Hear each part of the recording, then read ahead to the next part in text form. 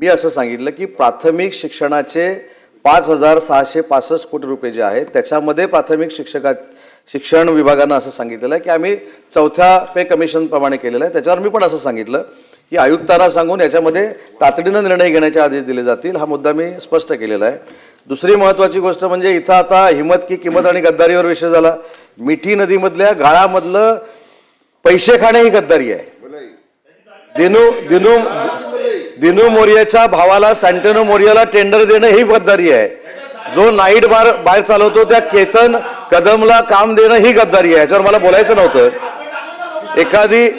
एखादी गोष्ट गद्दारी कशामध्ये आहे? लोकांनी दिलेल्या महसुलाच्या पैशामध्ये भ्रष्टाचार करणं ही गद्दारी आहे। करोनामध्ये खिचडीमध्ये भ्रष्टाचार करणं ही गद्दारी आहे। 400 ग्रॅमची खिचडी देतो म्हणून सांगून 250 ग्रॅमची खिचडी देणं ही गद्दारी आहे।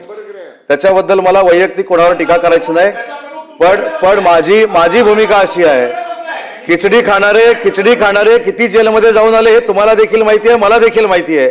तर प्रमुखांवर बोलण्याची गरज नाही। मुद्दा असा आहे की आपल्याला मुंबईकरांना न्याय मिळवून द्यायचा आहे। आम्ही देखील आता 25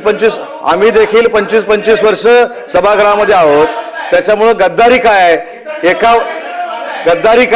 एका बरोबर मतं मागायची आणि दुसऱ्याबरोबर जाऊन बसायची ही गद्दारी आहे। ही मतदारांबरोबरची गद्दारी आहे। त्याच्यामुळे गद्दारी हा विषय खरं इथे चर्चेला यायला नाही पाहिजे होता। जे काही लोक चेष्टा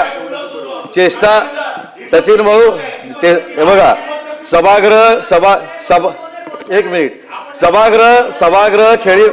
सभागृह खेळीमेळीच्या वातावरणात चालवायचं असतं म्हणून जर मी हिम्मत की किंमत म्हटली असेल तर एवढं झोंबायचं कोणालाही गरज नव्हती। गद्दारी हा विषय आणायचा नव्हता। गद्दारीवर जर परिपाठ लिहायचा झाला तर मोठा आम्ही लिहू शकतो। मुद्दा असा आहे की या संदर्भामध्ये मुंबईच्या संदर्भात अनिल परब साहेबांनी मांडलेली भूमिका आहे मी नाकारतच नाही की जर प्राथमिक विभाग सांगत असेल की 200 कोटी रुपये आणि आम्ही सांगत असू 5,665 कोटी रुपये तर महानगरपालिकेची असलेली थकबाकी प्राथमिक शिक्षक विभागानं दिली पाहिजे, हीच त्याच्या मागची भूमिका आहे। त्याच्यामध्ये दुसरं काही असू शकत नाही।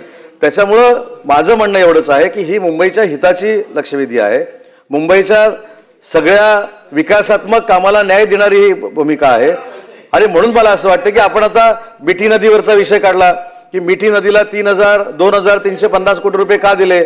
आता मिठी नदीचं काम हे अनिल परब साहेब असताना देखील सुरू झालं नाही, मी देखील असताना सुरू झालं नाही। हे 2006ला सुरू झालं। 2012ला ते महानगरपालिकेने ट्रान्सफर केलं आणि ट्रॅक्टरमध्ये गाळ नसताना सुद्धा गाळ दाखवला गेला। हा काय उदय सामंत दाखवला का? ही खरी गद्दारी आहे। त्याच्यामुळे मला असं वाटतं की याच्यावर हे बोलूया ना। आणि म्हणून मी सांगितलं की अनिल परब साहेबांनी ज्या भावना मांडल्या तशा फक्त भावना मी मांडलेल्या आहेत, पण शासनाकडनं असलेली थकबाकी देणं हे क्रमप्राप्त आहे। भले आम्ही टप्प्याटप्प्यानं देऊ, परंतु महानगरपालिकेला अजून आहे त्याच्यापेक्षा सक्षम करण्यासाठी महाराष्ट्र शासन कटिबद्ध आहे।